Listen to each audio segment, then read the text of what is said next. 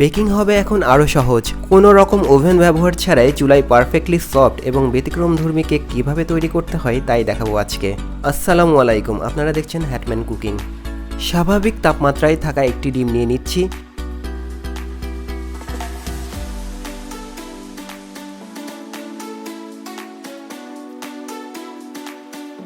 এর মধ্যে 6 টেবিল চামচ চিনি দিয়ে দিলাম।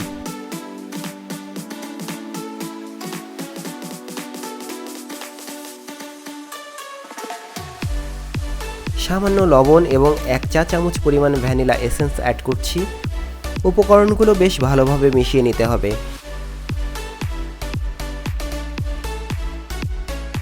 এখানে সোয়া 1 কাপ অর্থাৎ 1 কাপ এবং আরেক কাপের 4 ভাগের 1 ভাগ ময়দা নিয়েছি।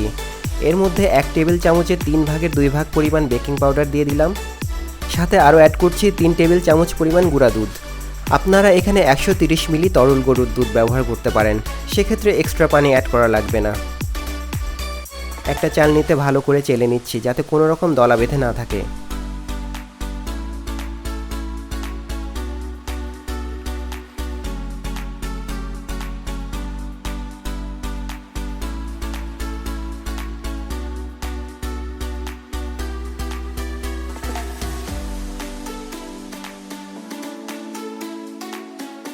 এবার ময়দার মিশ্রণটি ডিমের মধ্যে ঢেলে দিচ্ছি।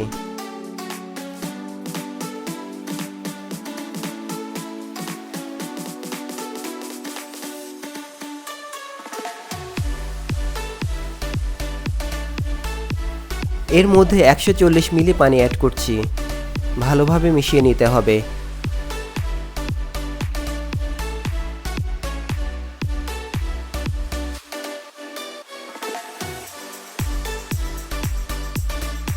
এবারে মিলিয়ে দিচ্ছি 50 মিলি কুকিং অয়েল।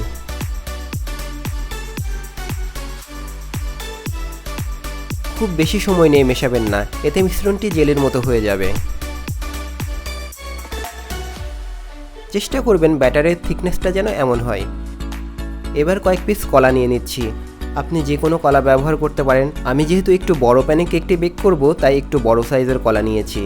কলাগুলোকে মাঝ বরাবর ফেড়ে নিতে হবে।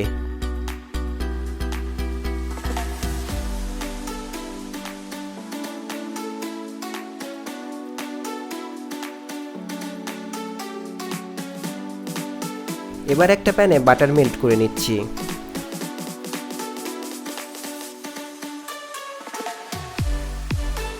এর মধ্যে সামান্য চিনি ছিটিয়ে দিচ্ছি। আপনার প্যান যদি স্টিকি হয় সেক্ষেত্রে চিনির স্টেপটা অ্যাভয়েড করতে পারেন এবং প্যানের মধ্যে পার্চমেন্ট পেপার ইউজ করতে পারেন, তাহলে কেকটি নিচে লেগে যাবে না।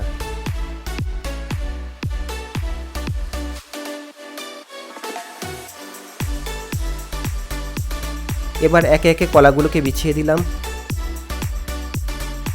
আমার এখানে 2.5টার মতো কলা লেগেছে।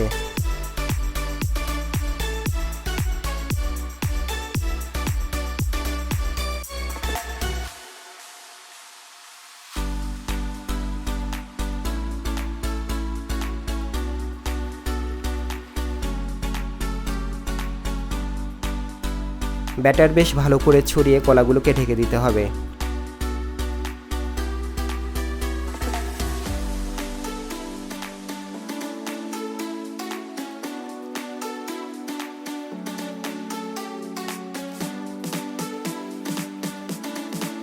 একেবারে লো ফ্লেমে চুলা জ্বালিয়ে একটা ঢাকা দিয়ে ঢেকে দিচ্ছি।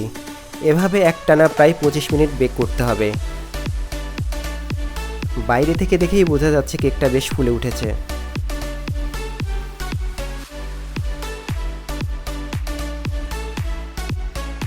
পঁচিশ মিনিট পর একটা পার্চমেন্ট পেপার উপরে দিয়ে কেকটা উল্টে নিচ্ছি।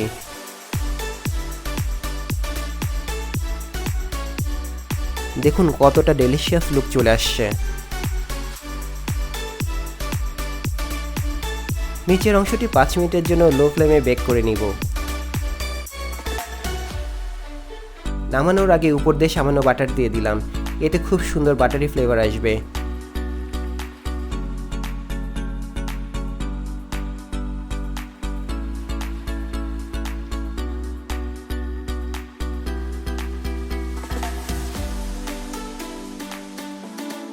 কেটে দেখাচ্ছি যে কতটা সফট এবং পারফেক্টলি বেক হয়েছে।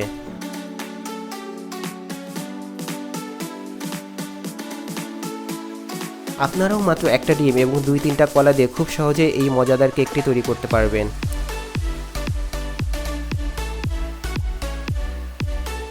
আজ এই পর্যন্তই, ফিরছি নতুন রেসিপি নিয়ে খুব শীঘ্রই। আসসালামু আলাইকুম।